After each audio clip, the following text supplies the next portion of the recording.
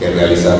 Van a poder presidir ahora pues, algunas de las ceremonias, los bautizos ya de manera solemne, les va a tocar también, vamos a ver todos los demás sacramentos, la confirmación ahí todavía no les toca, la confesión tampoco, la Eucaristía, pues bueno, no les toca presidir la Eucaristía, pero sí, vamos a presidir la hora santa, dar la bendición con el Santísimo, distribuir la comunión, que eso lo hacen también los ministros laicos, visitar a los enfermos, etcétera, ¿no? Eso es todo lo referente a la Eucaristía.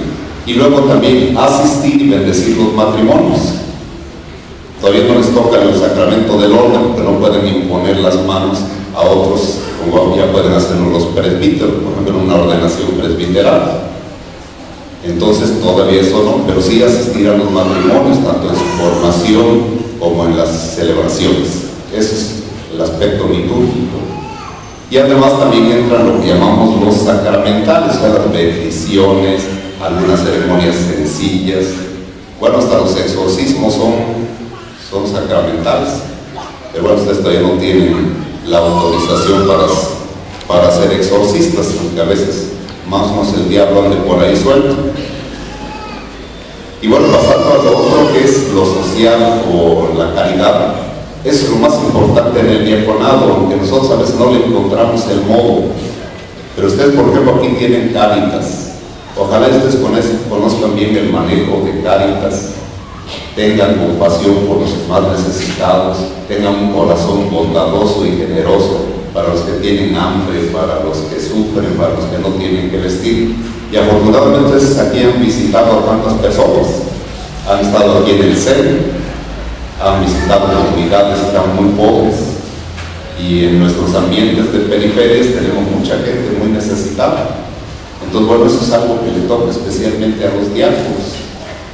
Claro que a veces andan en tantas cosas que hasta eso se olvidan, como nos pasa a veces a los sacerdotes y a los obispos.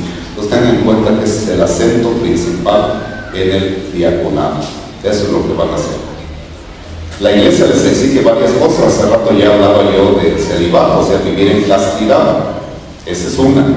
También les va a pedir la iglesia que ahora ya no nada más recen la liturgia de las horas para ustedes, como decimos popularmente, ya no nada más para su santo, sino que ahora tienen que rezar por todos nosotros, o sea, por toda la iglesia. Ahora es un ministerio, la liturgia de las horas. Todo lo que hagan ustedes de oración, ya no nada más es para ustedes y su vida espiritual, sino es para bien de toda la iglesia. Es un don, pero también es una obligación.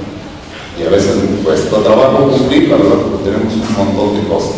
Pero siempre hay que esforzarse por ser fiel. Si ustedes son fieles a la oración, el Señor siempre estará fieles con ustedes. Si dejan la oración, pues ahí se quedan solitos.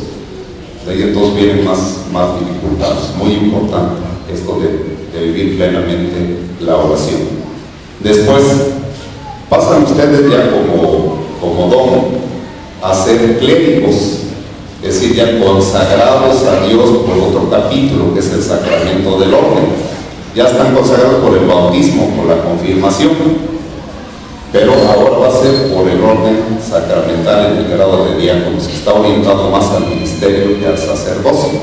Entonces, eso se les va a dar.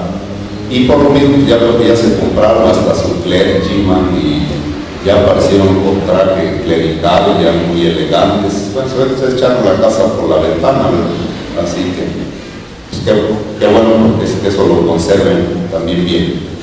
Y pasan a formar parte, ya ahora sí de una manera oficial, hasta pertenecer a la arquidiócesis de Jalapa. Y esto es una palabra elegante, que se dice incardinación. O sea, quedan incardinados, sentido de pertenencia a la arquidiócesis de Jalapa. Eso entonces lo que ustedes van a recibir, y lo que se les va a dar también en parte de la iglesia. Y luego pues el apoyo de todos nosotros, también pues, vamos a hacer oración por ustedes.